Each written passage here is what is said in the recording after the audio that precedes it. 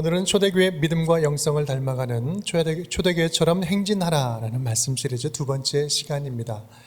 사도행전에는 예루살렘에 이어서 위대한 교회 탄생 이야기가 등장을 하는데 바로 두 번째 교회 수리아 안디옥 교회입니다.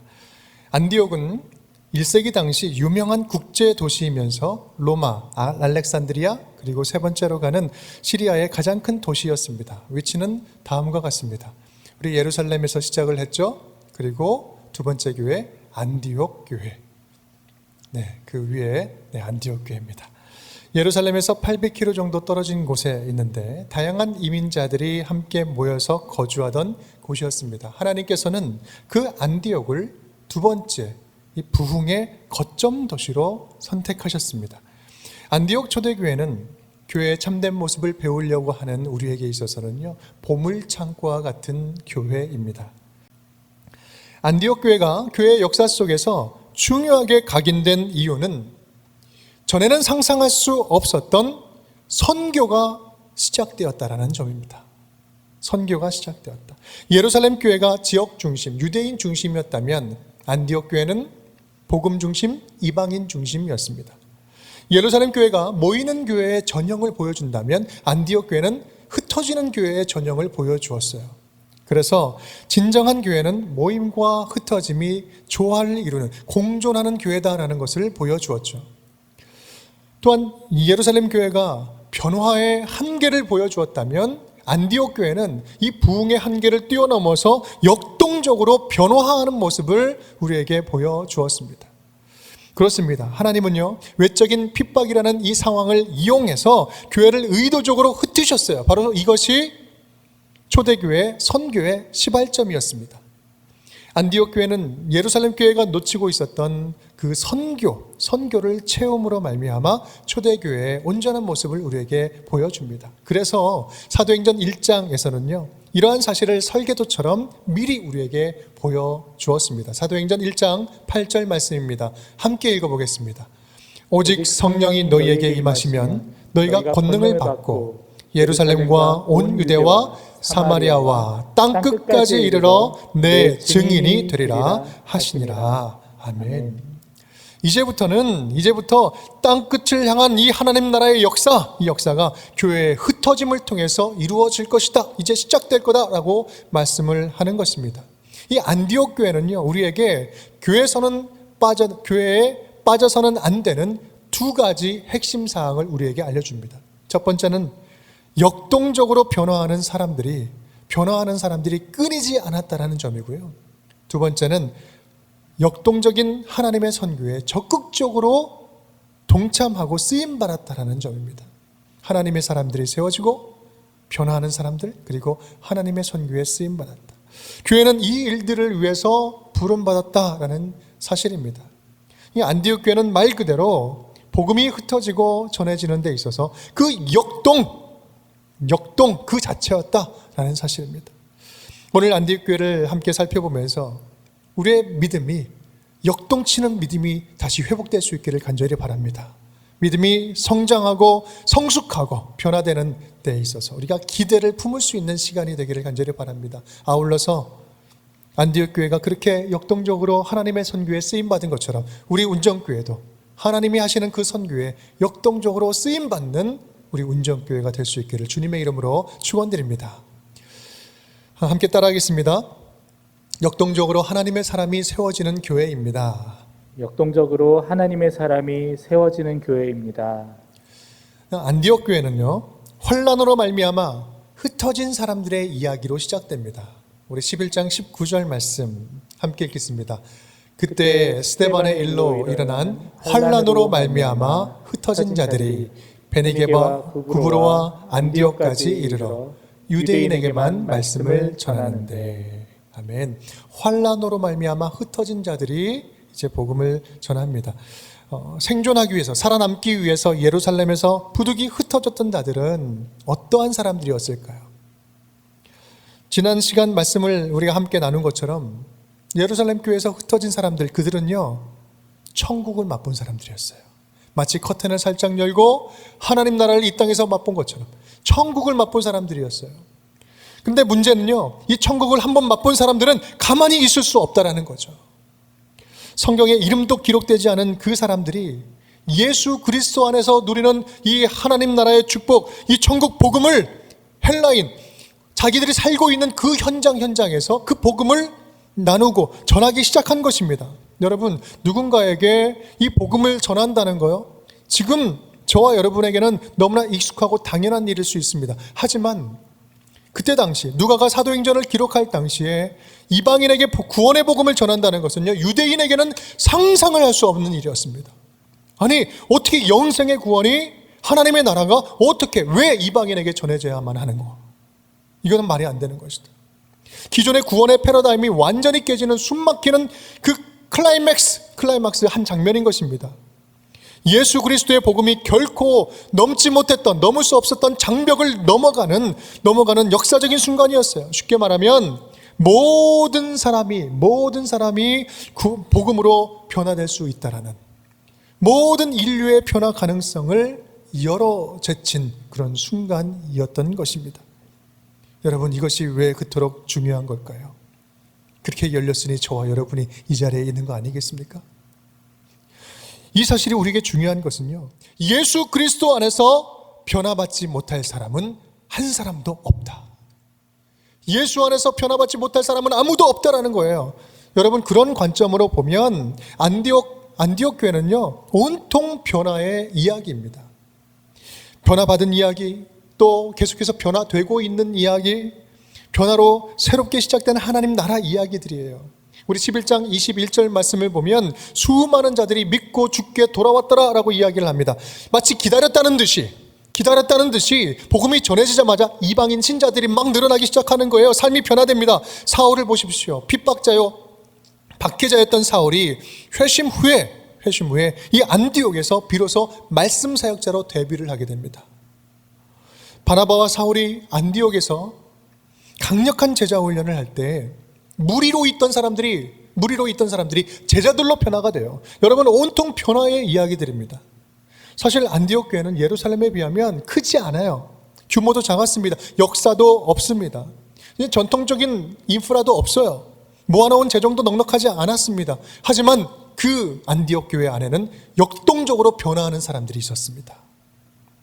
남녀노소, 인종, 출신을 불문하고 불신자가 회심하고 이방인이 복음을 듣고 변화되고, 아니 더 나아가서 지도자로 세워지는 거예요. 성품과 인격이 변화되고 믿음이 성장했습니다. 어디에서요? 이 안디옥에서. 오늘 함께 읽은 본문을 보면 안디옥 교회에 그 지도자들의 이름이 나옵니다. 우리 13장 1절 말씀 다 함께 읽어볼까요? 안디옥 교회에 선지자들과 교사들이 있으니 곧 바나바와 니게르라 하는 시므온과 구레네 사람 루기오와 분봉왕 헤롯의 젖동생 마나엔과 및 사울이라. 여러분, 지금 5명이 등장을 하고 있습니다. 니게르, 루기오, 마나엔, 바나바, 사울, 이 5명이 등장을 하는데 모두 다 당시 안디옥의 대표적인 영적 지도자들이었습니다. 모두 성령 안에서 변화받고 지도자로 세워진 것이죠.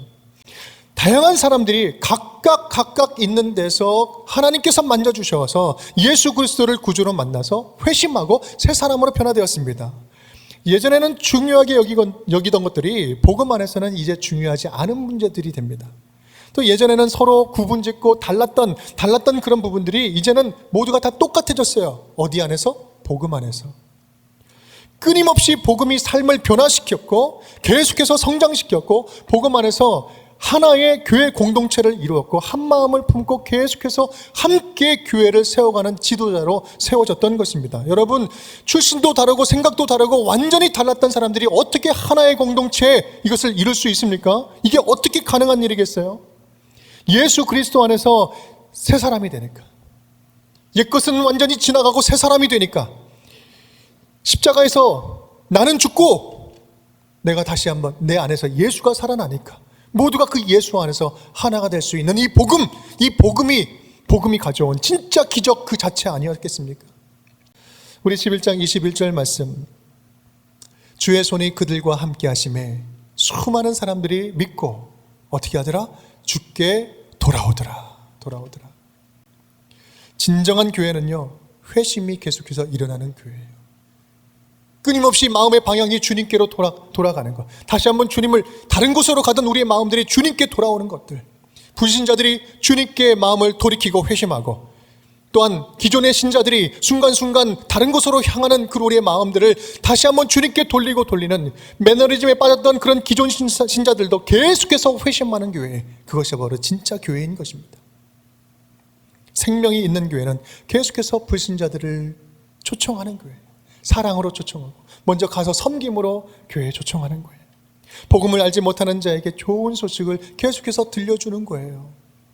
누구나 올 수 있고 누구나 참여할 수 있고 이 교회를 방문할 수 있고 복음을 들을 수 있도록 문턱이 낮은 교회, 성도들의 마음이 따뜻한 교회, 누가 와도 예수님을 만날 수 있도록 회심을 도와주는 사람들이 풍성한 교회, 그것이 진짜 초대교회를 닮은 모습인 것입니다. 여러분, 우리 운정교회가 그런 교회가 되었으면 좋겠습니다.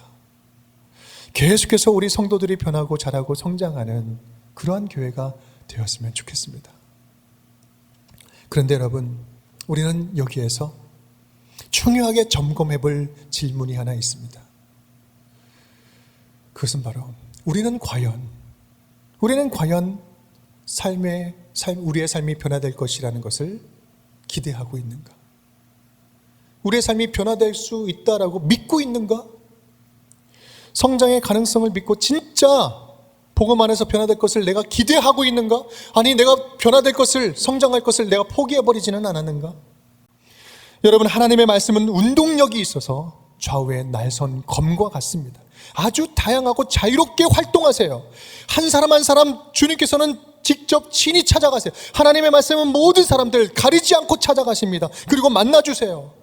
그리고 그 심령 골수를 찔러 쪼개며 때로는 치유하시고 고치시고 위로해 주세요. 하나님의 말씀이 직접 하시는 일입니다. 하나님의 말씀은 역동적으로 한 사람을 완전히 변화시키기에 충분합니다. 하나님의 말씀이, 생명의 말씀이 제대로 심기기만 하면, 제대로 전해지고 제대로 듣기만 하면 사람은요 변화될 수밖에 없습니다. 여러분은 얼마나 예수 안에서 변화되기를 기대하고 있습니까? 예수를 믿는 하나님의 자녀로서 얼마나 내가 부흥하고 성장하고 내 삶이 변화될 것이라는 것을 기대하십니까? 아무리 해도 내가 10년, 20년, 40년을 신앙생활해도 변하지 않는 사람들을 보면서, 변하지 않는 자기 자신을 보면서 낙심해서 쓰러져 있지는 않습니까? 자신을 보면서 이 나쁜 습관, 내면의 모습들, 인격의 한계들, 신앙의 모습들, 또 다른 사람들을 보면서 이 사람은 절대로 변하지 않는구나. 남편도 자식도 아내도 평생 변하지 않는 모습을 보면서 혹시 낙심해서 마음이 떨어져 있지는 않습니까? 나는 안 돼. 나는 이래도 안 되고 저래도 안 돼. 나는 안 되는 사람이야. 그 사람은 절대로 변하지 않아. 절대로 변하지 않아. 나 그것은 확신해. 절대로 변하지 아니라는 그 믿음의 확신이 있습니까?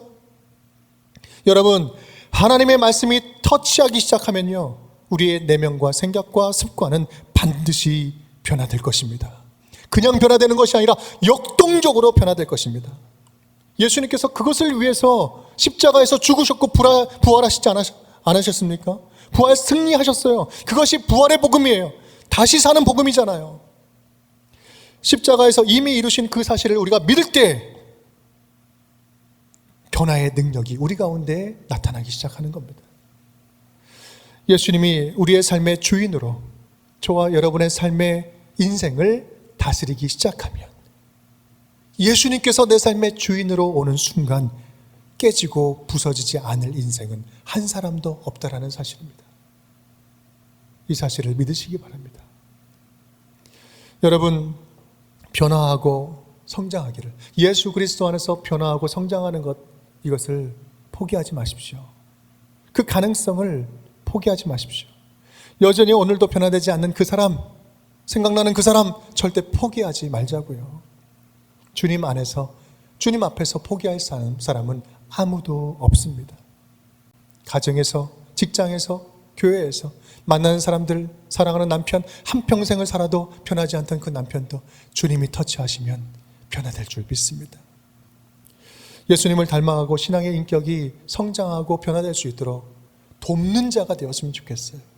그렇게 안디옥 교회 성도들처럼 예수 그리스도 안에서 주께 돌아오고 믿음이 성장하고 성숙하는 저 운정교회 모든 성도님들 될 수 있기를 주님의 이름으로 축원드립니다. 우리 안디옥교회를 통해서 배울 수 있는 또 하나의 핵심, 우리 함께 따라하겠습니다. 역동적인 하나님의 선교에 쓰임받는 교회입니다. 역동적인 하나님의 선교에 쓰임받는 교회입니다. 네, 우리 예루살렘 교회는 초대교회의 기초석이었습니다. 부흥의 원석이었죠. 그런데 하나님은 교회가 갖추어야 할 본질, 선교적 본질을 갖추기 위해서 교회를 과감하게 흩으셨습니다. 왜 그랬을까요? 교회의 참된 부흥은 선교로 열매를 맺기 때문에 그렇습니다. 선교 없는 교회는 교회일 수 없고 선교 없는 부흥은 참된 부흥이라고 할 수 없습니다. 안디옥 교회가 우리에게 보여주는 메시지가 바로 그거예요. 교회의 모습은 바로 이 선교적 교회인 거예요. 선교적 교회라는 것은 함께 읽겠습니다. 하나님이 하시는 선교에 부름받고 적극적으로 순종하여 파송받은 사명을 감당하는 교회. 누가 선교예요? 하나님이 선교하는 거예요. 하나님이 하시는 그 선교에 부름받고 동참하는 거예요. 그 음성에 순종하는 겁니다. 철저하게 수동태교회예요. 수동태교회. 선교는 하나님이 하시는 거예요. 그 본격적인 선교 이야기가 오늘 본문 말씀 2절 말씀입니다. 우리 함께 읽어보겠습니다. 2절 말씀. 주를 섬겨 금식할 때에 성령이 이르시되 내가 불러 시키는 일을 위하여 바나바와 사울을 따로 세우라 하시니. 아멘. 선교가 시작될 때 주어가 누구예요? 성령이 이르시되. 이 내용에는 몇 가지 주목할 특징들이 있습니다. 먼저 성령님께서 이렇게 말씀을 하실 때 안디옥 교회는 무엇을 하고 있었을까요? 무엇 하고 있었죠? 금식하고 있었어요. 금식하고. 대개 금식은 긴박한 문제가 생기거나 문제 해결을 위한 최후 수단으로 주님 앞에 들고 나아가는 거 아닙니까? 그게 좀 익숙하죠?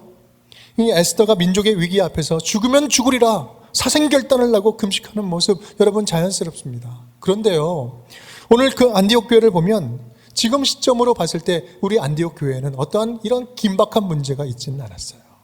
오히려 하나님의 은혜로 놀랍게 부흥하고 성장하고 성숙하고 있었습니다. 그런데 그럼에도 불구하고 그들은 금식하면서 기도하고 있어요. 주님을 붙잡으면서 목숨을 걸고 기도하고 있다는 거죠. 그들의 금식은 뭔가를 얻기 위한 행동이 아니라 하나님의 뜻을 구하고 하나님이 어떠한 말씀을 주시든지 하나님께서 어떠한 일을 맡기든지 우리가 순종하겠습니다. 순종을 다짐하면서 금식하고 있었던 것입니다. 내 뜻을 관철하기 위한 것이 아니라 하나님의 뜻을 온전히 이루고 쓰임받기 위해서 순종을 다짐하면서 근식하면서 기도했던 거예요. 언제라도 주님 말씀하여 주옵소서. 무엇이라도 말씀하여 주시옵소서. 어떤 것이라도 주님 말씀하시면 우리가 순종하여 듣겠습니다. 우리를 써주시옵소서. 써주시옵소서. 그렇게 기도하며 나아갈 때 하나님의 거룩한 음성을 선명하게 듣습니다. 내가 시키는 일을 위해 두 사람을 따로 세워라. 여러분이 이 말씀은요, 초대교회에서 본격적으로 선교사를 파송하는 극적인 장면이에요. 역사적인 장면이에요. 이 다음 구절부터 사도 바울의 전도 여행이 시작되는 거예요. 1차, 2차, 3차. 선도의 주도권이 누구에게 있어요? 철저하게 하나님께 있습니다. 그 선교가 어떻게 이루어집니까? 그 말씀에 순종으로 반응하는, 철저하게 순종으로 반응하는 공동체를 통해서 이루어지고 있는 것입니다. 성령께서 그렇다면 보내라고 하는 사람들은 누구예요? 바나바와 사울. 쉽게 말하면 그 교회에서 가장 중심에 있는 사람들이에요. 그 교회가 태동되는 데 있어서 개척 멤버들 아닙니까? 중심에 있는 담임 목사들과 같은 입장이었어요. 이제 갓 시작된 교회에서 안정적인 측면을 생각한다면 담임 목사를 선교사로 파송한다는 것은요, 교회로서는 불안한 일이 아닐 수 없습니다. 그런데 안디옥 교회는 어떻게 결정합니까? 우리 3절 말씀 함께 읽겠습니다. 이에 금식하며 기도하고 두 사람에게 안수하여 보내니라. 여러분, 지금 이게 쉬운 일일까요? 단순한 일일까요? 정말 교회로서는 큰 결정이었을 것입니다. 어려운 문제, 어려운 결정이었을 것입니다. 그런데요, 성경은 아주 심플하게 아주 한 문장으로 딱 끝내버립니다. 그들에게는 어렵지 않았다는 거예요. 아주 심플합니다. 단순하고 신속합니다. 혼란스러웠지 않아요. 온전히 순종하는 거죠. 성령이 말씀하시기 전부터 금식하고 기도로 겸비했으니 그들에게 있어서는요, 이 큰 결정도 어렵지 않은 문제였던 것입니다. 아니, 더 어려운 것도 넉넉하게 감당을 해냈을 것입니다. 그들은 이 말씀을 들을 때 이것은 우리가 선택할 문제가 아니라, 이것은 우리가 선택할 문제가 아니라 우리가 순종해야 할 사명입니다. 선택할 문제가 아니라 우리가 순종해야 할 사명입니다 라고 깨달았던 겁니다. 그리고 성령이 원하시는 이 선교 사역은 그만큼 중요하다는 거예요. 그리고 그래서 안디옥 교회에게 선교는요, 주변 사역이 아니라 중심 사역이 될 수 있었습니다. 왜냐하면 하나님의 선교는 교회의 가장 우선순위가 되는 사역이었기 때문입니다. 우리 본문에서 주목할 단어가 있어요. 오늘 3절 말씀 제일 마지막 보면 보낸다, 보내니라, 보낸다라는 표현이 나오죠. 여러분 복음서에서 많이 들어본 말씀 아닙니까? 보내는 거. 요한복음 17장 말씀, 예수님께서 마지막 대제사장적 기도를 드릴 때 드렸던 그 말씀들입니다. 영생은 곧 유일하신 참 하나님과 그가 보내신 자 예수 그리스도를 아는 것이니이다. 하나님을 믿는 것이고 하나님이 보낸 자 예수님을 아는 것이다. 또한 아버지께서 나를 보내신 것 같이 나도 너희를 세상에 보내노라. 이 하나님은요, 이 땅에 예수님을 보내셨어요. 비록 십자가에 내모셨지만 부활로 구원의 길을 열어주셨습니다. 하나님은 예수님을 보내심으로 구원의 길을 열어주신 거예요. 예수님 또한 제자들을 보냈어요. 양을 이리 가운데 보내는 것 같다 이렇게 말씀을 하셨지만 그 현장 가운데 보냈어요. 그래서 제자들의 삶을 제자들을 통해서 알게 하셨습니다. 성령님 또한 교회를 보내셨어요. 교회를 보내심으로 말미암아 또 다른 교회를 세우게 하셨죠. 여러분 교회는요, 이처럼 철저하게 복음을 위해서, 복음을 전하기 위해서 보냄받는 존재입니다. 안디옥 교회도 보냄을 받아서 세워졌어요. 예루살렘 교회가 이 사람들의 소문을 듣고 바나바를 안디옥까지 보내니, 여러분 안디옥 교회의 부흥은요, 예루살렘 부흥과 아주 직접적으로 연결되어 있습니다. 예루살렘의 지도자 바나바가 안디옥 교회를 세우는 지도자로 이어지고 있기 때문에 그렇죠. 연결고리에서 긴밀하게 연결됩니다. 성경은 결코 여러 교회들, 우리 초대교회의 여러 교회들을 따로따로 이야기하지 않아요. 각각 개별된 교회로 보지 않습니다. 하나의 교회로 보고 있어요. 모든 교회는 하나로 일원화되고 예수 그리스도를 주님으로 모시는 하나의 교회로 통일되고 있는 것입니다. 성령 안에서 한 마음 한 뜻을 품고 연결되어서 함께 연합하여서 세워가는 것, 이거는 초대교회의 부흥의 본질인 것입니다. 여러분 지금 안디교회의 이 모습, 선교에 동참하는 이 모습이 우리에게 주는 의미는 무엇일까? 우리는 하나님이 너를 좀 쓰겠다, 너를 좀 썼으면 좋겠다라고 말씀하실 때 얼마나 준비가 되어 있을까? 우리 교회는 하나님의 선교에 주님께서 맡겨주실 때 얼마나 순종할 준비가 되어 있는가? 하나님이 보내시는 선교 현장에 우리는 얼마나 보냄받을 준비가 되어 있는가? 얼마나 주님 가라 하시면 가겠습니다 라고 떠날 준비가 되어 있는가? 하나님이 보내시는 삶의 현장, 지금 우리가 살아가는 삶의 현장이 다 선교적 현장 아니겠습니까? 그 삶의 현장에서 우리는 얼마나 복음으로 무장되어 있는가? 안디옥 교회를 선교적 교회로 세우시고 놀랍게 사용하신 것처럼 우리 운정교회를 그렇게 써주시고 사용해 주시기를 간절히 바랍니다. 주님께서 그러한 자리로 우리를 불러주셨어요. 우리의 감정이 이끌어가는 교회가 아니라, 내 생각이 이끌어가는 교회가 아니라 하나님의 사명이 이끌어가는 교회가 될 수 있기를 간절히 바랍니다. 그래서 우리 운정교회 끊임없이 하나님의 사람들이 멈추지 않고 세워지고, 불신자들이 회심하고, 우리의 믿는 자들이 믿음이 새로워지고 더욱더 성숙해지며, 하나님이 언제라도 무엇이라도 말씀하시면 네 알겠습니다 순종하며 나아가는 하나님의 선교에 동참하는 우리 운정교회 모든 성도들이 될 수 있기를 주님의 이름으로 축원드립니다.